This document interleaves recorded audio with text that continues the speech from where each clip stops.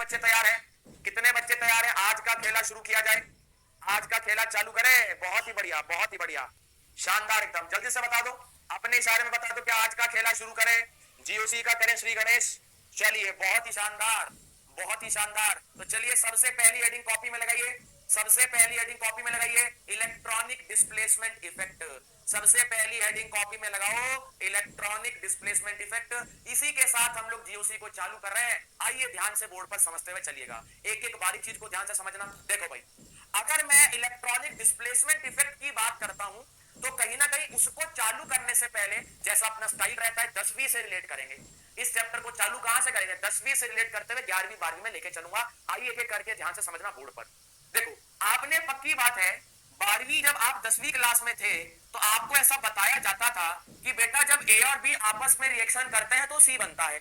इसमें तो कोई नई बात नहीं है, इसमें तो कोई नई बात है ही नहीं। ये जब ए और बी आपस में रिएक्शन करते हैं तो सर सी बन जाता है, इसमें मुझे भी कोई दिक्कत नहीं है।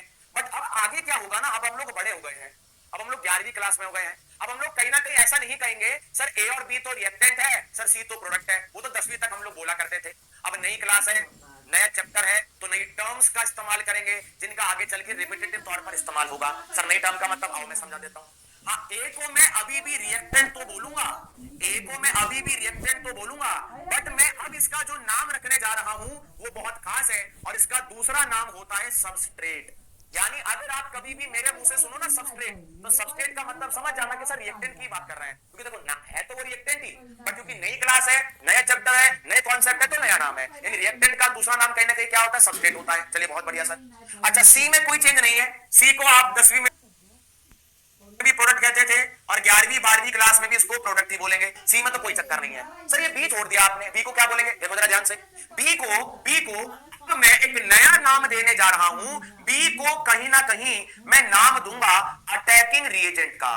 बी का एक नया नाम रख रहे हैं, बी को कहीं ना कहीं आज से हम लोग क्या बोलेंगे? Attacking reagent. आप ठीक ऐसा समझो, जैसे मान लो आपके पास 2 बीकर है। अरे ध्यान से समझना, अगर आपके पास 2 बीकर है, एक बीकर में एसिड पड़ा है, दूसरे बीकर में बेस पड़ा है, यानी एसिड को मैं क्या बोल रहा हूं? रिएक्टेंट।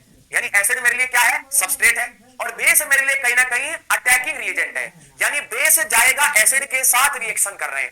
बेस क्या करेगा? एसिड के साथ रिएक्शन करने जाएगा, और एसिड बेस में जब आपस में रिएक्शन होती है तो बताओ क्या बनता है? हाँ, सॉल्ट बनता है। यानी वो सॉल्ट मेरा क्या है? प्रोडक्ट है। यानी एसिड को क्या बोलूंगा? सबस्ट्रेट। बेस को क्या बोलूंगा? Attacking reagent. और सॉल्ट को क्या बोलूंगा? प्रोडक्ट। तो ये सबसे पहली बात हो गई। चलिए सर, आपने ऊपर हेडिंग लगाई है इलेक्ट्रॉनिक डिस्प्लेसमेंट इफेक्ट। सर इसका क्या मतलब है? आओ मैं एक करके बोर्ड पर समझा देता हूं, बहुत बारीकी से समझते हुए चलना। अगर मैं इलेक्ट्रॉनिक डिस्प्लेसमेंट इफेक्ट की बात करता हूं तो इस पूरे सिलेबस में जब तक 12वीं नहीं हो जाती आपको 2 टाइप के इलेक्ट्रॉनिक डिस्प्लेसमेंट इफेक्ट पढ़ने हैं। सर 2 टाइप के मतलब सर थोड़ा डिटेल में बताओ तो मजा आएगा। सर आओ मैं समझा देता हूं बोर्ड पर। देखो, इलेक्ट्रॉनिक डिस्प्लेसमेंट इफेक्ट जो पहली कैटेगरी का होता है उसको बोलते हैं टेम्परेरी, और दूसरे टाइप का जो इलेक्ट्रॉनिक इफेक्ट होता है उसको कहते हैं परमानेंट। क्या बोलते हैं भाई? परमानेंट कहते हैं। अब नाम से ही क्लियर हो रहा है, टेम्परेरी का मतलब जो कुछ समय के लिए लगेगा, परमानेंट का मतलब जो हर हालत में लगेगा। तो पहले मैं डेफिनेशन करा देता हूं, पहले मैं डेफिनेशन लिख देता हूं, ध्यान से समझना बोर्ड पर। अगर मैं टेम्परेरी की बात करता हूं तो टेम्परेरी की डेफिनेशन क्या है? तो सिंपल सी डेफिनेशन है, this effect is observed only in the presence of attacking reagent. यानी ऐसा इफेक्ट जो सिर्फ अटैकिंग रिएजेंट की प्रेजेंस होने के कारण से ही दिखाई देता हो। सबसे पहले मैं इफेक्ट देखूंगा कहां? तो सबस्ट्रेट पर देखूंगा। ये जो सारे हम लोग इफेक्ट पढ़ रहे हैं ये कहां पर पढ़ेंगे? सबस्ट्रेट पर। यानी सबस्ट्रेट के ऊपर की चर्चा मैं कर रहा हूं। यानी ऐसा इफेक्ट जो कि सिर्फ अटैकिंग रिएजेंट की प्रेजेंस के कारण दिखाई दे, उसके जाने के बाद गायब हो जाए। मतलब जब वो आए तो इफेक्ट लेकर आए, जब जाए तो गायब हो जाए। तो इफेक्ट लेकर आए, जब जाए तो गायब हो जाए। इसको क्या बोलेंगे? टेम्परेरी। इसको क्या बोलेंगे? टेम्परेरी। आप ऐसा समझो, सर इसका एक एग्जांपल दे देता तो सर मजा ही आ जाता। अरे सर इसका एग्जांपल दे दो, मजा आ जाएगा। आओ मैं समझा देता हूं बोर्ड पर, देखो जरा ध्यान से। अगर मैं इसके एग्जांपल की बात करता हूं तो इसका सिंपल सा एग्जांपल है एसिड और बेस के बीच में होने वाली रिएक्शन। सर कहना क्या चाहते हो? अरे सुनो जरा ध्यान से। जैसा मान लो आपके पास 2 बीकर है, दो बीकर है, 2। पहले बीकर में एसिड पड़ा है, एसिड सपोज करो HCl, दूसरे बीकर में बेस पड़ा है NaOH। क्या जिंदगी में उन दोनों बीकर में पड़े हुए कोई सॉल्यूशन की रिएक्शन होगी जब तक उन दोनों को एक कांटेक्ट में नहीं ला जाएगा। क्या मैं ऐसा कह सकता हूं, एक बीकर में एसिड है, दूसरे बीकर में बेस है, अगर दोनों एक दूसरे से दूर दूर है तो क्या दोनों में कभी रिएक्शन होगी? नहीं होगी। पर जैसे ही आपने बेस को एसिड में डाल दिया, अब क्या रिएक्शन हो जाएगी? हो जाएगी। इसका मतलब कहीं ना कहीं एसिड क्या है? सबस्ट्रेट, बेस क्या है? Attacking reagent. ये इफेक्ट कब दिखाई दिया? जब दोनों क्लोज प्रॉक्सिमिटी में होंगे, जब दोनों क्लोज कांटेक्ट में होंगे। यानी टेम्परेरी इफेक्ट लगने के लिए अटैकिंग रिएजेंट का होना आवश्यक कंडीशन है। अगर अटैकिंग रिएजेंट नहीं है तो आपको टेम्परेरी इफेक्ट नहीं दिखेगा। अब मैं परमानेंट की बात कर देता हूं। अगर टेम्परेरी तभी दिखता है जब अटैकिंग रिएजेंट होता है, तो परमानेंट कब दिखेगा? जब वो है या जब वो नहीं है। यानी अपन को फर्क नहीं पड़ता अटैकिंग रिएजेंट बगल में है या नहीं है, हमारे अंदर तो इफेक्ट दिखाई देगा। यानी परमानेंट का कहने का मतलब क्या होता है? This effect is observed in the presence और absence of attacking reagent. In the presence और एब्सेंस ऑफ अटैकिंग रिएजेंट। कितने बच्चों को ये मेरी बात समझ में आई? जल्दी से मुझे सभी बच्चे बताएं कि सर ये टेम्परेरी और परमानेंट में क्या अंतर है। कितने बच्चों को ये टेम्परेरी और परमानेंट का गणित समझ में आया? एक बार फटाक से बता दो। ये आपका टेम्परेरी है, ये आपका परमानेंट है, ये आपका परमानेंट है। एक बार जल्दी से सभी बच्चे बताएं कितने बच्चों को टेम्परेरी परमानेंट समझ में आया। अभी मैंने जीओसी चालू नहीं किया, अभी तो मैं बेस बना रहा हूं। अरे अभी तो मैं बेस सेट कर रहा हूं, तो जीओसी चालू ही नहीं किया है मैंने, अभी तो मैं बेस ही बना रहा हूं। टेम्परेरी का मतलब क्या है? जो तभी दिखेगा जब अटैकिंग रिएजेंट बगल में होगा। परमानेंट का मतलब क्या है? वो हर हालत में दिखेगा। यानी अटैकिंग रिएजेंट है या नहीं है, हमको कोई मतलब नहीं। यानी हम कौन है? हम कौन है? अरे हम कौन है? सबस्ट्रेट। सबस्ट्रेट यानी मुझे कोई मतलब नहीं, मुझे कोई मतलब नहीं। मेरे बगल में अटैकिंग रिएजेंट है, मेरे बगल में अटैकिंग रिएजेंट नहीं है, मेरे ऊपर जो इफेक्ट है वो हर हालत में लगेगा। ये तो है टेम्परेरी और परमानेंट का कार्यक्रम। अब आ जाओ, अब आ जाओ। अब सर इसका क्लासिफिकेशन बताओ क्या होता है? ध्यान से समझना बोर्ड पर। टेम्परेरी इफेक्ट मेरे सिलेबस में दो तरीके के हैं, आओ मैं करके समझा देता हूं। पहले टाइप के टेम्परेरी इफेक्ट को कहा जाता है इंडक्टिव और दूसरे टाइप के इफेक्ट को कहा जाता है इलेक्ट्रोमेरिक। यानी फर्दर क्लासिफिकेशन कर रहा हूं। टेम्परेरी के दो क्लासिफिकेशन होते हैं। ऐसे ही अगर परमानेंट की बात करूं, परमानेंट की बात करूं तो तीन होते हैं, तीन होते हैं, तीन। आज समझाता हूं बोर्ड पर कैसे कैसे।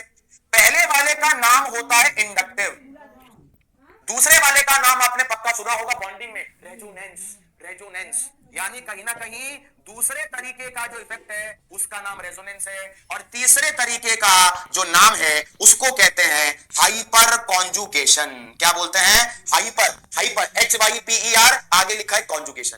तो दो टाइप के टेम्परेरी हैं, तीन टाइप के परमानेंट है। बेटा परमानेंट के एग्जांपल पूरे चैप्टर में ही पढ़ने हमको, पूरे चैप्टर में परमानेंट का रायता फैलेगा। इस पूरे चैप्टर में परमानेंट का ही तो रायता समेटना है हमको, और क्या करना है। इसलिए इसका एग्जांपल नहीं दिया है, क्योंकि मेन रायता इस पूरे चैप्टर में परमानेंट का समेटना है। परमानेंट को ही पढ़ना है मेनली इस पूरे चैप्टर में। अब जिसको परमानेंटली पढ़ना ही है, जिससे नंबर आने हैं, उसको तो मैं डिटेल में लेके जाऊंगा ना। सिर्फ एक एग्जांपल देके छोड़ थोड़ी दूंगा, सिर्फ एक एग्जांपल देके छोड़ थोड़ी दूंगा। यानी पूरा रायता ही समेटना है हमको इसके अंदर। यानी परमानेंट है तीन, टेम्परेरी है दो। परमानेंट तीन कौन कौन से है? अरे कौन कौन से है? पहला इंडक्टिव है, पहला इंडक्टिव है, दूसरा रेजोनेंस है, और तीसरा हाइपर कॉन्जुगेशन है।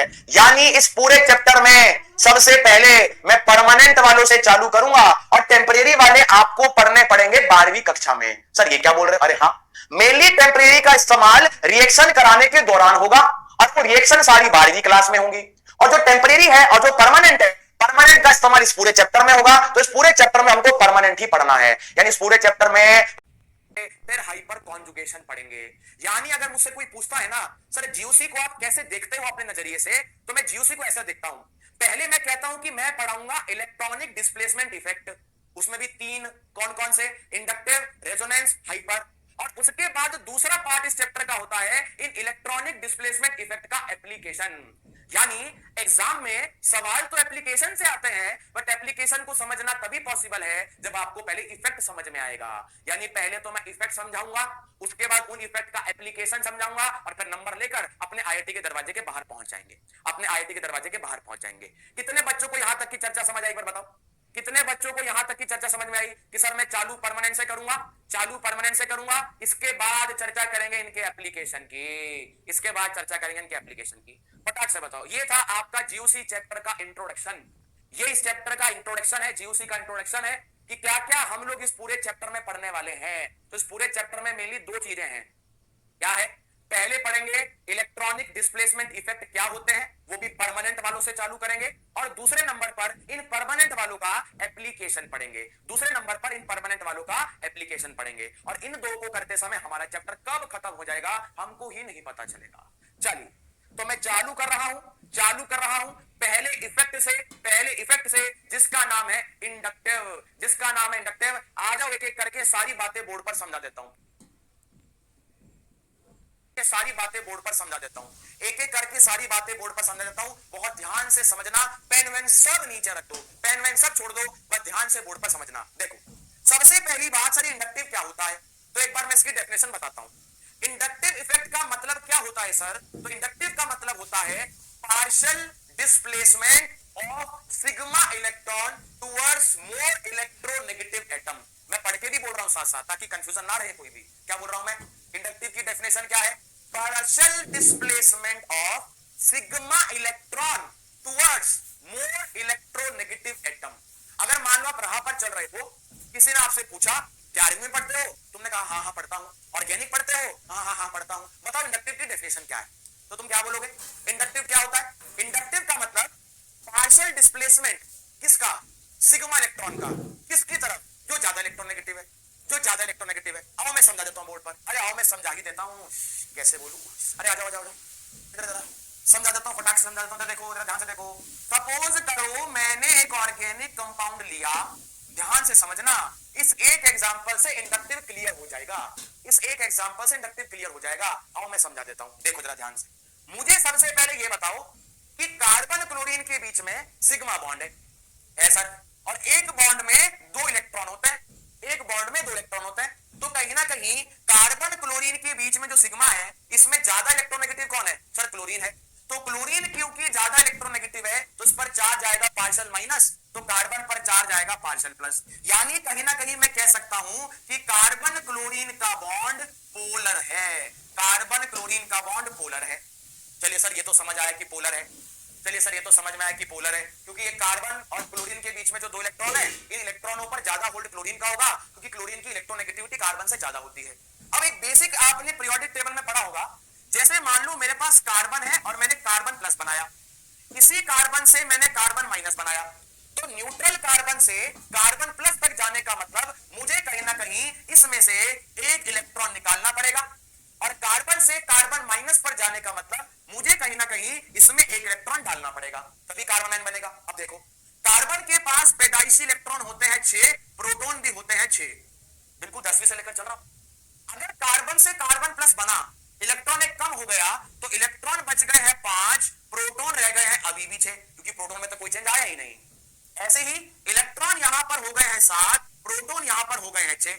अब सर इसे समझाना क्या चाहते हो? इसे समझाना ये चाहता हूं बेटा कि न्यूट्रल कार्बन में जितने इलेक्ट्रॉन थे उतने ही प्रोटॉन थे। पहले 6 और 6 के बीच में लग रहा था, जैसे ही आपने कार्बन से कार्बन प्लस बनाया, अब आपने इलेक्ट्रॉन कम कर दिए, यानी कहीं ना कहीं एक इलेक्ट्रॉन पर जितना प्रोटॉन का अट्रैक्टिव फोर्स लग रहा था, अब वो नेट फोर्स बढ़ जाएगा, क्योंकि कार्बन पर इलेक्ट्रॉन कम हो गए, प्रोटॉन तो उतने ही है। अब अगर अट्रैक्टिव फोर्स बढ़ जाएगा तो कहीं ना कहीं साइज छोटा हो जाएगा, और अगर मैं कार्बन से कार्बन माइनस बनाता हूं तो इलेक्ट्रॉन बढ़ गए, यानी रिपल्शन बढ़ेगा, रिपल्शन बढ़ने का मतलब साइज बढ़ जाएगा।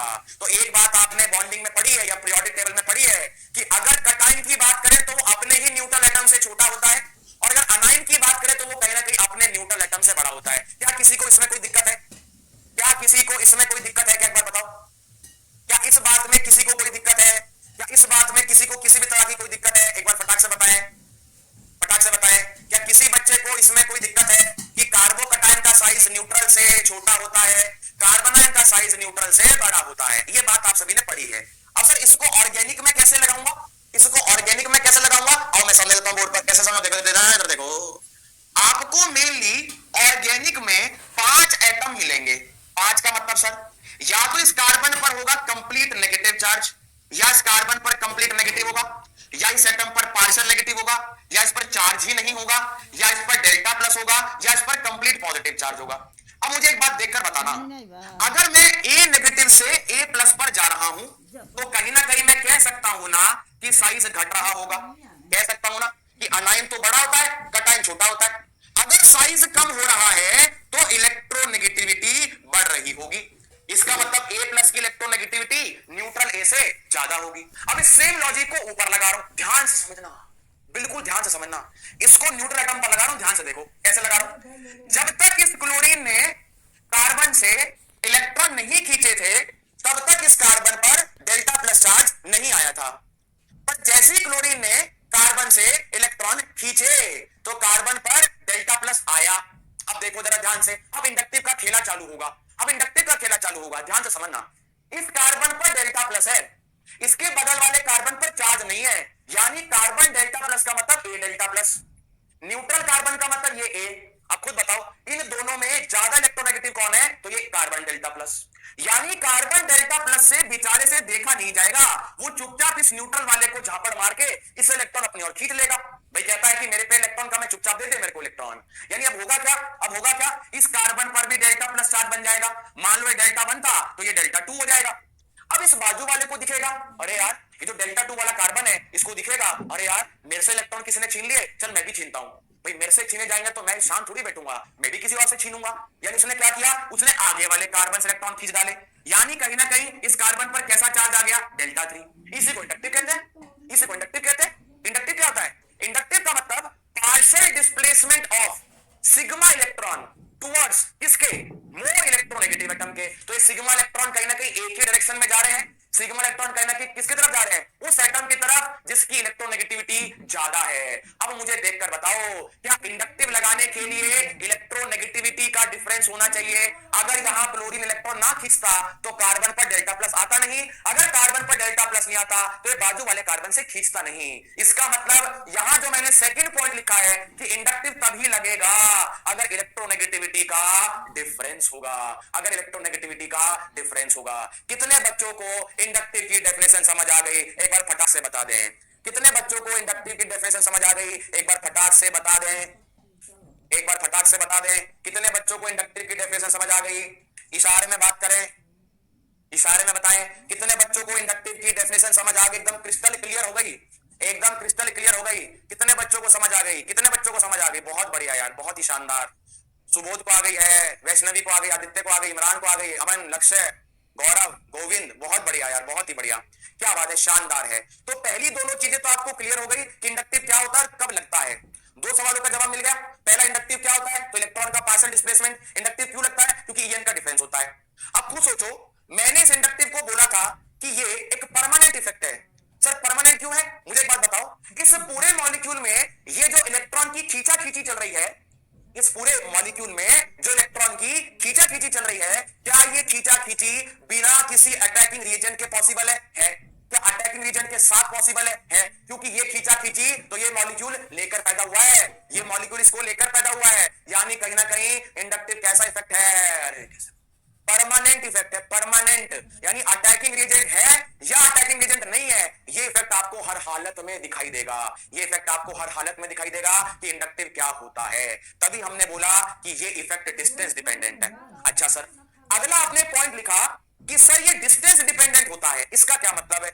यानी डिस्टेंस और इंडक्टिव में इनवर्स रिलेशन है, डिस्टेंस और इंडक्टिव में इनवर्स रिलेशन है। कैसे समझेंगे, आ जाओ वापस से फोटो पर, आ जाओ वापस से फोटो पर, आओ मैं समझा देता हूं, बोर्ड पर देखो। यहां पर मैं क्या बोल रहा हूं, यहां पर मैं क्या बोल रहा हूं, देखो जरा ध्यान से। मुझे एक बात बताओ, अगर इन तीनों डेल्टा के मैग्नीट्यूड को कंपेयर किया जाए, पेन नीचे छोड़ दो, पेन सब नीचे रख दो। अगर इन तीनों डेल्टा के मैग्नीट्यूड को कंपेयर किया जाए तो कौन सा डेल्टा बड़ा होगा? सवाल है मेरा तुमसे, अगर इन तीनों डेल्टा 1, डेल्टा 2, डेल्टा 3 को कंपेयर किया जाए तो कौन सा डेल्टा मैग्नीट्यूड में बड़ा होगा? क्या कहती है जनता, क्या कहती है जनता, जल्दी से बताएं सभी बच्चे। डेल्टा 1, डेल्टा 2, डेल्टा 3 कौन सा बड़ा लगता है आपको, कौन सा बड़ा होगा वैल्यू में, मैग्नीट्यूड में कौन बड़ा होगा? इसी तरह बोला एक होगा, सिल्की, ये कैसा नाम है, मधुर, सचिन, योगेश, बहुत बढ़िया, समझ गए, समझ गए, समझ गए बात को। यानी कहीं ना कहीं डेल्टा की बात करेंगे तो डेल्टा 1 बड़ा है, फिर डेल्टा 2 है और फिर डेल्टा 3 है, क्योंकि जितना ईएन का डिफरेंस इस दोनों बॉन्ड में है, जितना ईएन का डिफरेंस इस बॉन्ड में है उतना ईएन का डिफरेंस आगे वाले बॉन्ड में नहीं होगा। और तभी तो मैं बोला कि इंडक्टिव डिस्टेंस पर डिपेंड करता है, यानी डिस्टेंस बढ़ा दूंगा तो इंडक्टिव का इंपैक्ट कम हो जाएगा। तभी आपको दिख रहा है कि डेल्टा चार्जेस कम होते जाएंगे। और किताबें ऐसा लिखती हैं कि 3-4 कार्बन के बाद ये इंडक्टिव लगना बंद हो जाता है, निग्लिजिबल हो जाता है। तभी हमने यहां क्या लिखा है कि after 3 to 4 carbon atom its effect is negligible. 3 से 4 कार्बन के बाद इसका इफेक्ट निग्लिजिबल हो जाता है। कितने बच्चों को ये पांचों पॉइंट क्रिस्टल क्लियर हो गए? एक बार जल्दी से मुझे बता दें। कैसा लग रहा है जीओसी? आपको क्या कहते हो आप? कैसा लग रहा है जीओसी? कितने बच्चों को ये पांचों पॉइंट क्लियर हो गए हैं? फटाक से बताएं जरा, फटाक से बताएं जरा, फटाक से। बहुत बढ़िया, बहुत ही बढ़िया। सौरभ को हो गया है, प्रिंस, अक्षिता, अनुज, गोविंद, खुशी, सिद्धि, अंकित, विशाली, बहुत बढ़िया। लक्ष्य, सभी 15 करोड़ बच्चों को हो गया है क्लियर। चलिए आगे बढ़ते हैं, आगे बढ़ते हैं आगे। अब चलते हैं जिंदगी में आगे, अब चलते हैं जिंदगी में आगे।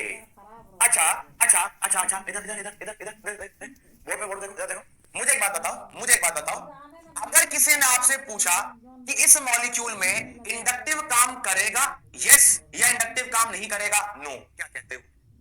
क्या कहते हो? कितने कहते हैं इसमें इंडक्टिव काम करेगा, वो यस लिखो। कितने कहते हैं इंडक्टिव काम नहीं करेगा, तो नो लिखो। बताओ बताओ, क्या इस मॉलिक्यूल में इंडक्टिव लगेगा? क्या इस मॉलिक्यूल में इंडक्टिव लगेगा? इथेन के मॉलिक्यूल में क्या इंडक्टिव लगेगा? बताएं फटाक से। इस समय का नहीं लगेगा, नहीं लगेगा, नहीं लगेगा, नहीं लगेगा। क्यों नहीं लगेगा? क्यों नहीं लगेगा? बोलो बोलो बोलो बोलो बोलो, क्यों नहीं लगेगा? क्यों नहीं लगेगा? रीजन रीजन रीजन रीजन क्या? रीजन क्या? रीजन क्या? रीजन क्या? हाँ सर, इसलिए नहीं लगेगा क्योंकि इनका डिफरेंस नहीं है सर। यहां तो इलेक्ट्रोनेगेटिविटी का डिफरेंस ही 0 है, चेंज इन इलेक्ट्रोनेगेटिविटी नहीं है, तो इंडक्टिव नहीं लगेगा, यानी इंडक्टिव नहीं लगेगा। बात समझ पा रहे हो? कंडीशन चेक करना सीख लिया हमने, इंडक्टिव कहां लगता है कहां नहीं लगता है। चलिए अब अगला सवाल क्या आता है, सर इंडक्टिव कितने तरीके का होता है? आओ मैं समझा देता हूं, बोर्ड पर देखो जरा ध्यान से। अगर इंडक्टिव के क्लासिफिकेशन की बात करें तो हमारे सिलेबस में टोटल 2 टाइप के इंडक्टिव होते हैं।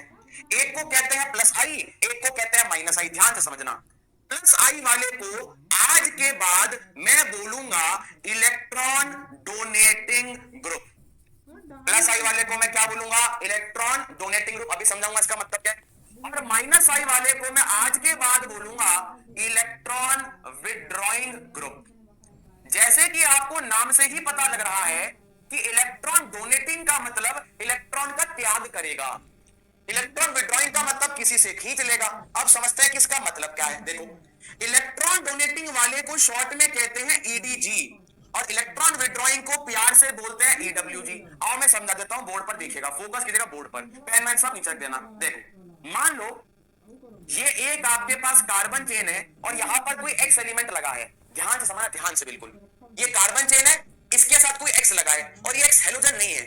एक्स कोई भी हो सकता है, एक्स कैन मतलब एक्स कैन बी व्हाटएवर, कुछ भी एक्स हो सकता है, कुछ भी एक्स हो सकता है। हाँ, एक कंडीशन फिक्स है कि अगर मैं मान लेता हूं कि इसमें कार्बन की इलेक्ट्रोनेगेटिविटी एक्स से ज्यादा है, ये मैंने कंडीशन लगा दी कि ये जो कार्बन है ना, ये एक्स से ज्यादा इलेक्ट्रोनेगेटिव है, यानी अगर एक्स से ज्यादा इलेक्ट्रोनेगेटिव है तो कार्बन पर डेल्टा माइनस और एक्स पर डेल्टा प्लस आएगा। यानी कार्बन हेलोजन के बीच के जो इलेक्ट्रॉन है वो किसकी तरफ होंगे? इस कार्बन की तरफ होंगे। अब देखो, अब देखो जरा,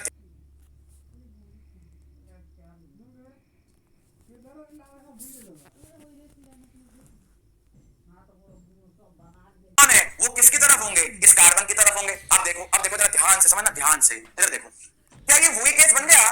carbon with delta minus charge के बगल में neutral carbon, carbon with delta minus charge के बगल में न्यूट्रल कार्बन। और इधर देखो जरा, ये न्यूट्रल कार्बन है, ये carbon with delta minus charge है, यानी अब न्यूट्रल वाला डेल्टा माइनस से खींचेगा, यानी न्यूट्रल वाला डेल्टा माइनस से खींचेगा।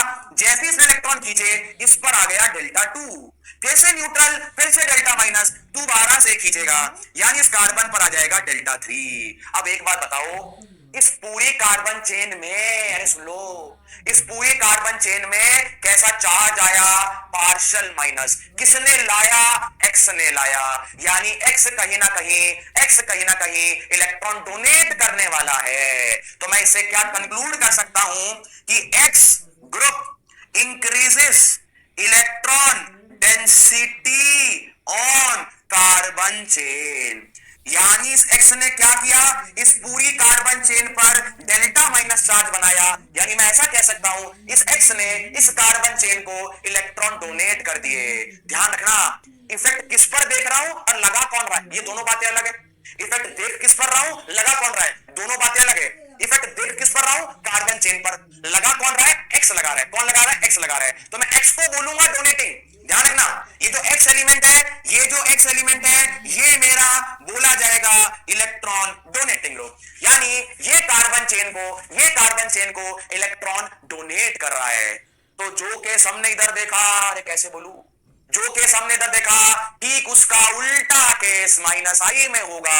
यानी अगर ये कार्बन चेन है, इसके साथ एक्स लगा है, और अगर मैं मान लेता हूं कि एक्स की इलेक्ट्रोनेगेटिविटी कार्बन से ज्यादा है, इसका मतलब एक्स पर डेल्टा माइनस, कार्बन पर डेल्टा प्लस, खींचा खींची चालू हो जाएगी, खींचा खींची चालू हो जाएगी।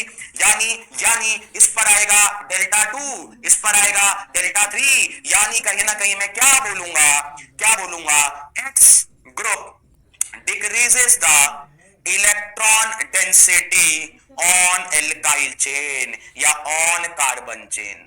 तो ध्यान रखना, अगर कोई ग्रुप कार्बन चेन की इलेक्ट्रॉन डेंसिटी को बढ़ा देता है तब तो उसको बोला जाएगा डोनेटिंग, और अगर वो घटा देता है तब बोला जाएगा विथड्रॉइंग। कितने बच्चों को दोनों का डिफरेंस समझ आएगा, फटाक से बताएं। कितने बच्चों को दोनों का डिफरेंस समझ में आया कि सर ये प्लस आई का क्या लफड़ा है और सर माइनस आई क्या होता है? कितने बच्चों को दोनों केसेस समझ आए? एक बार फटाक से बता दें, फटाक से बता दें, जल्दी से बता दे, जल्दी से बता दे, जल्दी से। बहुत बढ़िया यार, बहुत बढ़िया, बहुत ही शानदार। अनुज को आया, जया को आया, अदिति को आया, अपेक्षा को आया, शिवम को आया, सलोनी को आ गया। बहुत बढ़िया, बहुत बढ़िया, बहुत बढ़िया। अब अगला काम मुझे बताओ, इस पर चार्जेस का मैग्नीट्यूड क्या होगा? चार्जेस का मैग्नीट्यूड क्या होगा? पहले वाले में डेल्टा 1 बड़ा होगा कि डेल्टा 3? पहले वाले में डेल्टा 1 बड़ा होगा कि डेल्टा 3? हाँ सर, है तो दोनों इंडक्टिव, दोनों है तो डिस्टेंस डिपेंडेंट, तो डिस्टेंस बढ़ाने से इंडक्टिव कम हो जाता है। यानी यहां पर डेल्टा 1 बड़ा है, फिर डेल्टा 2 है, फिर डेल्टा 3 है। सेम यहां पर कट कॉपी पेस्ट है, यानी यहां पर भी डेल्टा प्लस 1 बड़ा है, फिर डेल्टा प्लस 2 है, और फिर डेल्टा प्लस 3 है। क्योंकि दोनों में ही डिस्टेंस बढ़ाने से इंडक्टिव कम होगा, क्योंकि इंडक्टिव तो डिस्टेंस पर डिपेंड करता है। क्या बात समझ रहे हो? अब मेरा अगला सवाल सुनना। अरे सुनो, अरे सुन तो लो, अरे मैं सवाल तो सुनो, पेन वैन सब छोड़ दो। अब मुझे एक बात बताओ, कहीं ना कहीं मुझे अगर प्लस आई और माइनस आई बताना है तो मुझे क्या पता होनी चाहिए? Sir electronegativity. सर वो तो मुझे आती नहीं। सर मैंने तो पीरियोडिक टेबल में मेरा बैकलॉग है सर मेरा केमिकल बॉन्डिंग में बैकलॉग है सर। मुझे तो सर इलेक्ट्रोनेगेटिविटी याद ही नहीं है। मुझे तो इलेक्ट्रोनेगेटिव, अरे इधर प्लस बना दो यार, तुम क्या ऐसे दिल पे ले जाते हो? प्लस, ठीक है, अब खुश संतुष्ट हो गए, प्लस बना दे। सर मुझे तो इलेक्ट्रोनेगेटिविटी सर आती नहीं है, तो नहीं आती तो काम आसान कर देता हूं, आ जाओ। हर ग्रुप की इलेक्ट्रोनेगेटिविटी देखने से अच्छा है मैं आपको पहले ही बता दूं कि कौन प्लस आई होगा, कौन माइनस आई होगा, काम स्पष्ट हो जाएगा। यानी मुझे याद करना ही नहीं पड़ेगा कि किसकी इलेक्ट्रोनेगेटिविटी कार्बन से ज्यादा, किसकी इलेक्ट्रोनेगेटिविटी कार्बन से कम। मैं पहले ही बता देता हूं भाई, ये होगा तो प्लस आई, ये होगा तो माइनस आई। आओ समझा देता हूं, ध्यान से बोर्ड पर समझना। इधर देखो, यहां पर मैं लिख रहा हूं प्लस आई वाले, और यहां पर मैं लिख रहा हूं माइनस आई वाले। कभी भी पेपर में ये नहीं देगा कि बेटा ये प्लस आई तो लगा ले, आपको खुद पता होना चाहिए। यानी प्लस आई वाले कौन होते हैं? तो प्लस आई वाले हमारे पास 3 तरह के कंपाउंड होते हैं जिनको प्लस आई कहा जाता है। किस किस को कहते हैं? सबसे पहले नंबर पर आते हैं आइसोटोप्स ऑफ हाइड्रोजन। यानी अगर हाइड्रोजन के आइसोटोप दिखाई दे आपको, जैसे ड्यूटेरियम और ट्रिटियम, इनको प्लस आई का बोला जाता है। दूसरे कौन से होते हैं? Alkyl group. दूसरे कौन से होते हैं? Alkyl group. और एल्काइल तो अभी ताजा आईयूपीएससी पढ़कर आए हम लोग। एल्काइल का मतलब जैसे मिथाइल, जैसे इथाइल, जैसे आइसोप्रोपाइल, ये सभी अपने आप में क्या है? एल्काइल ग्रुप है। कैसा तक शो करेंगे? प्लस आई वाला। अच्छा, तीसरे सबसे इंपॉर्टेंट, तीसरी कैटेगरी क्या होती है? तीसरी कैटेगरी के मॉलिक्यूल को कहा जाता है अनायनिक कंपाउंड। यानी ऐसे कंपाउंड जिन पर नेगेटिव चार्ज होता है उनको भी प्लस आई बोला जाता है। अनायनिक का मतलब क्या? जैसे CH2 माइनस, जैसे NH माइनस, जैसे O माइनस, और जैसे RCOO माइनस, इनको भी क्या बोलेंगे? प्लस आई। अब खुद सोचो यार, खुद सोचो, मेरे ऊपर नेगेटिव चार्ज है, मुझे स्टेबल होना है, तो मैं स्टेबल कब हो पाऊंगा? जब मेरा नेगेटिव चार्ज कम होगा, क्योंकि जितना कम चार्ज उतनी ज्यादा स्टेबिलिटी। और चार्ज मेरा कम कैसे होगा? जब मैं अपने ऊपर वाले इलेक्ट्रॉन किसी को डोनेट कर दूं, जिससे मेरा नेगेटिव कम हो जाए। इसलिए जिन पर भी नेगेटिव दिखाई दे रहा है ये सब कैसे हैं? प्लस आई वाले। अब सबसे अच्छी बात बताऊं क्या है? सबसे अच्छी बात क्या है? इन 3 को छोड़कर, अरे कैसे बोलूं, इन तीन को छोड़कर जो भी बच जाएंगे वो अपने आप माइनस आई वाले हो जाएंगे। काम स्पष्ट हो गया। याद सिर्फ प्लस आई को करना है, जो प्लस आई नहीं है वो माइनस आई है, अरे जो प्लस आई नहीं है वो माइनस आई है। यानी माइनस आई का मतलब क्या, माइनस आई का मतलब क्या, ऑल एटम्स और ग्रुप्स अपार्ट फ्रॉम प्लस आई। यानी जो प्लस आई वालों में नहीं लिखा वो अपने आप माइनस आई, वो अपने आप में माइनस आई। सर एग्जांपल दे दो बेटा, इसमें तो लंबी चौड़ी लाइन है, मैं थोड़ा का एग्जांपल लिख देता हूं, कुछ एग्जांपल लिख देता हूं। जैसे आपको याद हो कार्बोक्सिलिक एसिड माइनस आई होगा, सल्फोनिक एसिड माइनस आई होगा, इसी तरह से एल्डिहाइड माइनस आई, कीटोन माइनस आई, साइनाइड माइनस आई, हेलोजन माइनस आई। इसके अलावा जैसे कीटोन एल्डिहाइड हो गया, इसके अलावा जैसे मान लो एस्टर वो माइनस आई, इसके अलावा अमाइड वो भी माइनस आई, इसके अलावा हेलोजन तो बता ही दिए। अगर मान लो फिनाइल रिंग आ जाती है तो ये भी माइनस आई, डबल बॉन्ड आ जाता है तो ये भी माइनस आई। जैसे नेगेटिव वाले प्लस आई थे तो पॉजिटिव वाले अपने आप क्या हो जाएंगे, माइनस आई। जैसे NR3 प्लस, NF3 प्लस और NH3 प्लस। अभी तो मैंने कुछ चुनिंदा लिखे हैं, ये लिस्ट बहुत लंबी चौड़ी है, आपको इनको याद नहीं करना है, आपको बस प्लस आई वाले ध्यान रखने हैं। जो प्लस आई में नहीं होगा वो माइनस आई में होगा, और जो प्लस आई नहीं है वो बाय डिफॉल्ट माइनस आई वालों में है। यहां तो मैंने कुछ ही एग्जांपल लिखे हैं, लिस्ट बहुत लंबी चौड़ी है, लिस्ट बहुत लंबी चौड़ी है। अब अगला सवाल क्या आता है, अब अगला सवाल क्या आता है, चलो सर ये तो पता लग गया, सर चलो ये तो पता लग गया कि ड्यूटेरियम और ट्रिटियम का प्लस आई है, तो सर लग गया तो ये भी बता देते कि ड्यूटेरियम ट्रिटियम में ज्यादा प्लस आई किसका है। सर ड्यूटेरियम ट्रिटियम दोनों का प्लस आई है, सर ड्यूटेरियम ट्रिटियम दोनों का प्लस आई है, सर दोनों में ज्यादा प्लस आई किसका है ये बता दो। यानी मैं किसकी बात कर रहा हूं, कंपैरिजन ऑफ प्लस आई की। कैसे बात कर रहा हूं आओ समझा देता हूं। कंपैरिजन में एक बार ध्यान कौन होंगे, जिनको मैं क्या बोलूंगा, एल्काइल, और तीसरे नंबर पर आते हैं आइसोटोप्स ऑफ हाइड्रोजन। ये तो मैंने एक ओवरव्यू दिया है, अब मैं डिटेल वाला ऑर्डर लिख रहा हूं, ध्यान से समझना। ये ऑर्डर आपको ध्यान रखना है। जैसे CH2 माइनस आएगा, इसके बाद होगा NH माइनस, इसके बाद होगा O माइनस, इसके बाद होगा RCO माइनस। ये चार तो अनायनिक कंपाउंड है। इसके बाद कौन आएगा, एल्काइल। एल्काइल में देखो ध्यान से, इधर देख लो, एल्काइल में सबसे पहले ये एल्काइल, इसके बाद सर, इसके बाद ये वाला एल्काइल, इसके बाद ये वाला एल्काइल, सबसे लास्ट में सबसे छोटू मिथाइल, फिर ट्रिटियम, फिर ड्यूटेरियम और फिर हाइड्रोजन। ये आपका ऑर्डर है प्लस आई का, इसको इस्तेमाल करेंगे सवालों में। जैसे जैसे इस कार्बन की डिग्री 3 है तो मैं इसको क्या बोलूंगा, 3 डिग्री एल्काइल। देख रहे हो कैसे IUPAC का इस्तेमाल हो रहा है GUC में, देखो जरा। इस कार्बन की डिग्री क्या है 2, तो मैं इसको क्या बोलूंगा, 2 डिग्री एल्काइल। इस कार्बन की डिग्री क्या है 1, तो मैं क्या बोलूंगा, 1 डिग्री एल्काइल। यानी कहीं ना कहीं 3 डिग्री एल्काइल का प्लस आई 2 डिग्री से ज्यादा होता है, 2 डिग्री वाले का 1 डिग्री से ज्यादा होता है। अब सर ये बताओ इन तीनों का आपने कैसे लिखा। सर थोड़ा सा हिंट दे दोगे तो भी मजा आ जाएगा। देखो ध्यान से, मान लो एक बॉन्ड CH है, एक बॉन्ड CD है और एक बॉन्ड CT है। ध्यान से समझ, बहुत ध्यान से, पेन वेन सब सब सब सब सब सब सब छोड़, सब छोड़ दो। मैंने 3 बॉन्ड लिखे, 3, CH CD CT, CH CD CT। आओ मैं समझा देता हूं, इधर देखो, इधर देखो, इधर देखो। अगर आपसे कोई पूछे, अगर आपसे कोई पूछे कि बेटा चल देख, ये कार्बन है, ये कार्बन है, ये H है, ये कार्बन है, ये D है, एक बार यही कार्बन है, ये T है। यानी ये वाला कार्बन फिक्स है, ये वाला कार्बन फिक्स है, ये हाइड्रोजन है, एक बार ड्यूटेरियम है, एक बार ट्रिटियम है। मुझे क्या करना है, मुझे क्या करना है, इसको पकड़ के, कार्बन को पकड़ के इन दोनों के बीच के बॉन्ड को स्प्रिंग मानना है, स्प्रिंग, स्प्रिंग मानना है। तो मुझे एक बात बता, इस स्प्रिंग को दूर तक कब खींच पाएगा, जब ये हल्का होगा। अरे अरे जब ये हल्का होगा तभी तो उसको दूर तक खींच पाएगा, और हल्का होने का मतलब मास कम होगा। और आप अच्छे से जानते हैं हाइड्रोजन का मास ट्रिटियम के मास से कम होता है, हाइड्रोजन का मास ट्रिटियम के मास से कम होता है। यानी कौन सा बॉन्ड स्ट्रॉन्ग है, CT, क्योंकि उसको खींचना ज्यादा दूर तक पॉसिबल नहीं है। और CH बॉन्ड कैसा है, वीक है, क्योंकि हाइड्रोजन हल्का होता है, इसलिए दूर तक खींच पाऊंगा। इसीलिए मैं क्या बोलूंगा,